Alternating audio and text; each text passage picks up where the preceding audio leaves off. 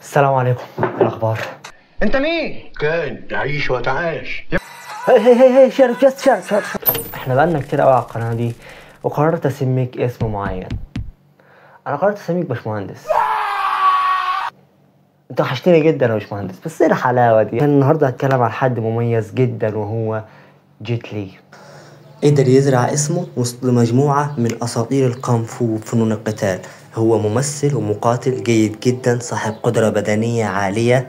جيت لي من الناس المميزة جدا جدا في فنون القتال. انت عارف يعني فنون القتال يا صاحبي، مش كده؟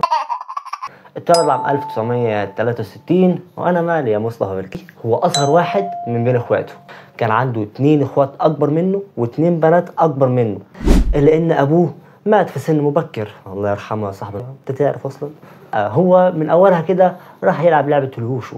لعبه الوشو يا باشمهندس هي عامله زي كده ايه، هي لعبة. أنا اتعلمت فنون القتال يا باشمهندس، يعني أنت هتجربوا عليا ولا يا مصطفى؟ لا أنت حبيبي برضه، أنا هجرب عليك فنون القتال. احذر بس احذر مني. ضرب على إيد معلمين مميزين جدا. الأول أنا مش فاكر اسمه، والتاني مصطفى برضه مش فاكر. لا اسمه حاجة بن. برغم إن جيت لي يا جماعة بيبان إن هو ضعيف ومش قوي، لكن إنه لعب مباريات وكسب ب 15 ميدالية ذهبيه، وممكن كمان 1 ولا 2 فضيه. يعني كانوا بيتريقوا عليه على انه يعني جسمه صغير وقصير وبيتعب بزياده عشان يكسب، عكس طبعا ان انا ضخم وقوي فمش هبذل مجهود عكس الصغير اللي بيحاول. ده افيه هو قاله في فيلم اكسبندابلز، تقريبا اكسبندابلز 2. اكون نطقته صح يا رب، اكون نطقته صح. My life is difficult. I need more money. Why is that? I work harder than the rest. No, you don't. Yes, I do. Everything is harder for me. When I get hurt, the only is bigger. Because I'm smaller. I know, because you're smaller, right? Yes. قال له انا محتاج فلوس اكتر، انا استحق فلوس اكتر منكم كلكم، لان انا اصغر حجما، عشان كده انا اللي استحق اخد فلوس اكتر. ده كان افيه عشان هو صغير كانوا دايما بيتريقوا عليه على انه صغير الحجم وقصير القامه. ولما عمل الاستعراض الصيني ده قدام الرئيس الامريكي حياه بنفسه وقال له ايه رايك لما تكبر تبقى البوتي جارد الخاص بتاعي؟ ساعتها جيت لي قال له لا طبعا، انا مش حلمي احمي شخص واحد، انا لما اكبر هحمي الصين كلها. جيت لي كبر وبقى ممثل عادي جدا. عمل فيلم بسيط جدا، الفيلم ده هو كان بداية انطلاقه في الصين، وساعتها بدأت مسيرته تكبر كل ما هو يكبر أكتر. عمل فيلم عن معلم صيني كبير جدا. شفت فيلم بروسلي فيستس اوف فيوري؟ شفت المعلم اللي كان عايز ينتقم له؟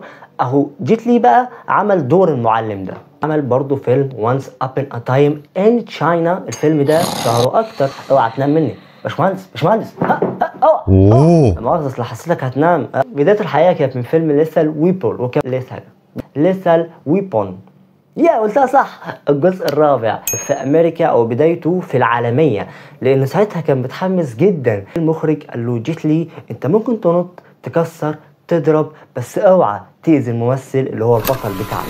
I'm very exciting. You know, work with a huge start. And I Right. move very quick. Right. After move, Mel said, wait a minute. How many hits? How many Right. movement? Right. I said 7. He said, why? I only saw 2. Right. I only saw 2. Because I Look at how fast I can do that too. Look how fast. المخرج قال له ايه ده؟ هم دول كام ضربة؟ قال له 7. قال له انا شفتهم 2 بس، بالراحة علينا يا حبيبي. هنا بقى كان طالع بدور فعلا زي فيلم داني ذا دوج، او شخص مش بيعرف يحس او ياكل او يستمتع بحياته، هو بس بيعرف يقاتل، شرس مفترس. بس ظهر فيه سكوت اتكنز او بويكا زي ما انتوا بتسموه. كل واحد بيدي فرصه للتاني يا اخوانا. يعني عندك مثلا بروسلي اول ما مات تحسه ادى فرصه لجاكي شان انه يظهر، كذلك جاكي شان ادى فرصه لناس تانية انها تظهر. زي جيت لي انا حاسه هو وجاكي شان ادى فرصه لسكوت اتكنز او بويكا انه يظهر، لانه ظهر في فيلم قبل كده مع جاكي شان بدور كومبارس، وفي فيلم داني ذا دوج ظهر برضه بدور كومبارس بيتضرب مش حاجة أو ثانية. وهنا بقى جاي التحدي الأكبر لما عمل فيلم ذا وان. الفيلم بيتكلم على 2، واحد طيب واحد شرير في أبعاد مختلفة. الشرير ده قاعد يقتل كل واحد ياخد قوته. الفيلم صعب لأنه أنت صعب تعمل شخصيتين مختلفتين، واحد قوي والتاني قوي. انت مش مصدقني؟ مش مصدقني يا باشمهندس؟ طب اسال جاكي شان. يا عم مش مصدقني، روح اسال جاكي شان يا عم، قول له تجربتك في فيلم توين دراجون ايه رايك فيها؟ جاكي شان برضه عامل فكره ان اتنين شبه بعضيهم برضه، واحد طيب وواحد موسيقار وواحد حرامي او حاجه زي كده. فالتجربه دي كانت صعبه جدا بالنسبه لجيت لي. فوربيدن كينجدوم دي كان ساعتها اول ثنائي قوي، جاكي شان وجيت لي. شان كان بيستعمل اسلوب السكران ساعتها يا اخوانا. كسب جوائز كتير زي جائزة افضل ممثل في فيلم ذا وورلور او حاجة زي كده. انه اول ما بقي معاه فلوس قرر ان هو يعمل جمعية خيرية باسمه عشان يساعد فيها الاطفال. جيت لي لما كان بيتكلم عن المعارك قالوا له تفتكر ايه هو احسن تكنيك ان انت تتشاكل بيه او تفايت بيه؟ جيت لي ساعتها قال لهم سمايل. قالوا what are you talking about? Smile? What the fuck is that?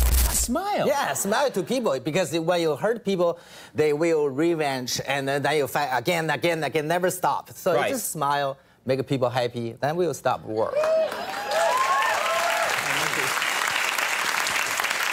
انت عارف لما تروح تضرب واحد هيكون عايز ينتقم وتضرب مع بعضهم وتنتقم، الحكايه مش تخلص. انت بس ابتسم وحاول تبين الود والحب وان شاء الله تبقوا اصحاب والدنيا تخلص. صاحب المغامرة ما تتعبناش عاد، الواحد عايز يتجوز مرة مش عارف هيتجوز اتنين.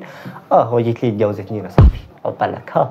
اتجوز 4. امال لما راح اجازة يصيف في جزر المالديف، الله يسهل له صاحب المغامرة، الله يسهل له. الحقيقة يا باشمهندس يعني ما تفرحش قوي كده، عشان كان في عاصرة هناك اسمها عاصرة فان دام.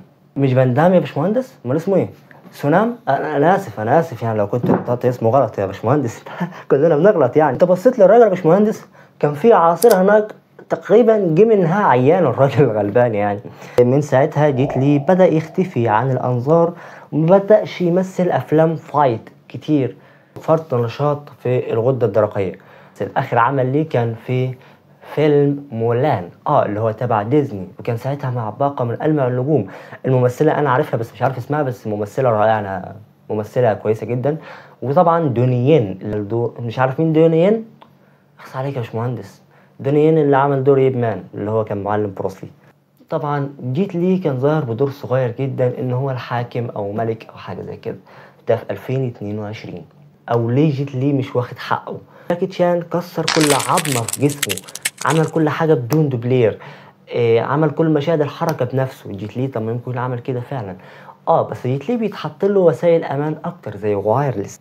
حزام الامان ده ما تضمنش اذا كان عمل كل الحركات بنفسه ولا وسائل الامان دي هي اللي ساعدته، زي الشقلبة، زي الضربات، زي النط والفط. ما تعرفش الحاجات دي وعملها بنفسه ولا لا. في يعني شوية شك، عشان كده مش واخد التقدير والاحترام بالرغم ان هو كويس جدا جدا جدا. لو عجبتك الحلقة متنساش تعمل لايك، سبسكرايب، ناقصين جدا في السوق ده. واسف عشان لو كان شعري مش مترتب او الاستوديو مش احسن حاجة. هحاول ان انا اطور من نفسي اكتر. كان معاكم مصطفى صاحب المغامرة. اشوفكم الحلقة الجاية. اللايك بيدعم ويساعد جدا جدا صدقني. سلام.